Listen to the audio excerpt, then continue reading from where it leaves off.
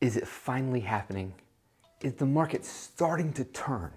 Are you going to finally be able to make a reasonable offer on a home without all the craziness that has been the last 2 years? I'm going to break down for you what we are seeing nationally, locally, and paint a picture of what you can expect in the months to come. Let's do it.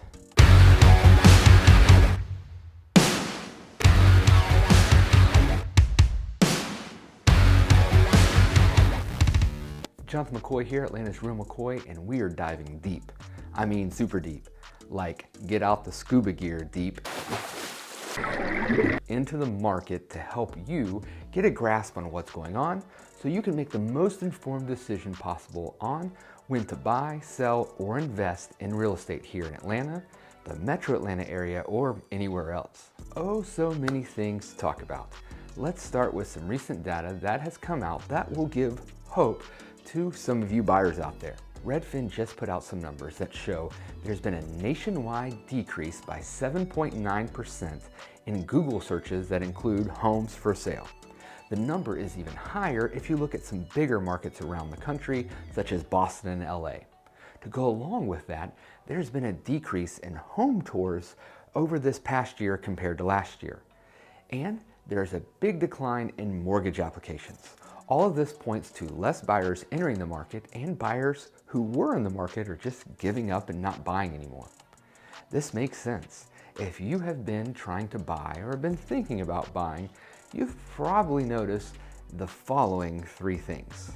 1, interest rates have gone up. Though rates can vary for a variety of reasons from person to person, the average 30-year rate for a conventional loan right now we're seeing is just over 5%. Item 2 that you've probably noticed is the lack of inventory. There's this strange talking point going on right now that I've recently read about and then heard somebody repeat, that there isn't a lack of inventory, just more buyers in the market now than have been in previous years. I'm going to dive into that in a bit and discuss whether that's true or not. But for now, let's just continue. And finally, what you have probably noticed is that since there is an inventory shortage and or a higher buyer demand, prices have skyrocketed.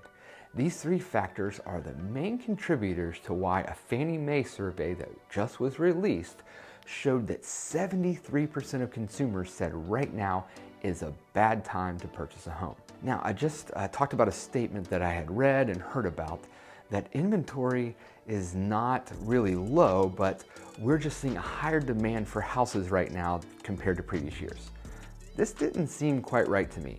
And while I agree that demand may be higher, I also believe that inventory is low. Well, what I did is the only thing I could do, and that was to take a look at the numbers and see what they have to say. I looked at March 2022 and compared it to March of 2021, 2020, and 2019.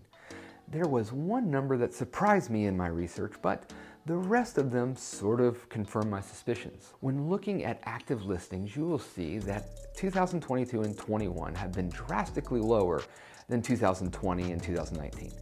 In 2021, we see that 3,716 active listings were available in the market, which is slightly higher than 2021, but drastically lower than 2020 and 19. But active listings don't tell the whole story. What about houses that are under contract, which we call pending listings? These pending listings definitely shine a brighter light on what is happening in the markets. In March of 2022, we have seen 7,495 pending listings, which is a good bit lower than 2021, where we saw 8,729 pending listings.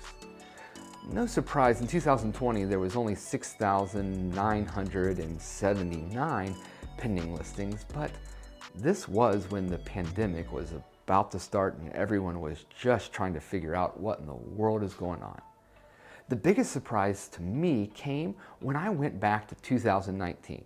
In March of 2019, there were 7,986 pending listings. There were actually more houses under contract in 2019 than there were in 2022. Now let's have a look at 2022 compared to 2019 overall in total. If we combine the active and pending homes from 2022, we'll see that there were 11,211 houses for sale. In 2019, we see that that number was 20,621 houses for sale. These numbers clearly show two things. Demand was just as high, actually higher in 2019 than it is in 2022. In addition, this idea that came up and is spreading that the issue isn't supply but housing demand is just false. 2019 had almost double the number of homes for sale than 2022. I don't know why things like this very inaccurate talking point came into being, but it did. Now that we put that false talking point to rest, let's speak a little into the Atlanta and the Metro Atlanta market, and we'll take a look into what it all means for you. We saw another record-breaking month in March in terms of median sales price. The median sales price for a home in Atlanta and the metro area is now up to $423,000. The supply of homes is now down below 1 month again, with the inventory only being 0.8 months, and the average days on market is only 10 days. The market is still hot, and if you are trying to buy right now, be prepared to go well over list price for most homes. Have all your ducks in a row because sellers are taking very few, if any, contingencies. With that said, I don't think this is going to stay like this much longer. Yes, right now for a buyer, it is still tough. And while I do not think we are going to see a massive drop or maybe any drop in sales price, here's what I think we will see. In a few months, because the market is slow to react, we're going to see fewer pending sales than previous years at the same time. Now, spring and summer months are usually the hottest months in real estate, so while the numbers may go up as compared to this month right now, I think they will be lower than what we saw during the same months in 2021, 20, and 19. Since more and more people are being priced out of the market, we're going to see a domino effect. Other markets in the US are starting to experience this right now, and I think Atlanta is soon to see it as well.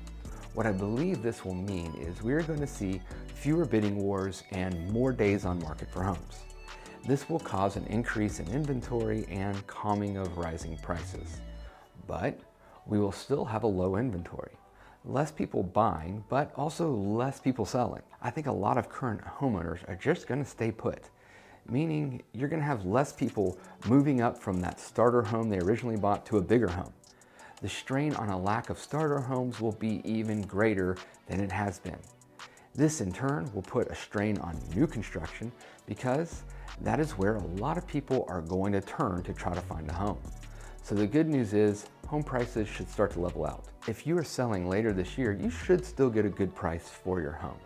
But be ready for fewer offers and be ready to give in a little to the contingencies that we usually see in a normal market. Buyers, be ready for less competition, but also less homes to choose from. In addition, unless we start to get a handle on inflation, don't be surprised if interest rates continue to go up. The days of 3% rates are now gone. This is Real Talk from Atlanta's Real McCoy. If you are looking to buy or sell a home right now, you can't afford to miss on one of these two videos right here. And if you are looking to make a move, give me a call today or send me an email. I'm here to consult with you. Let's get prepared together so you can successfully navigate the choppy waters of this real estate market. Thanks, and I will see you next time.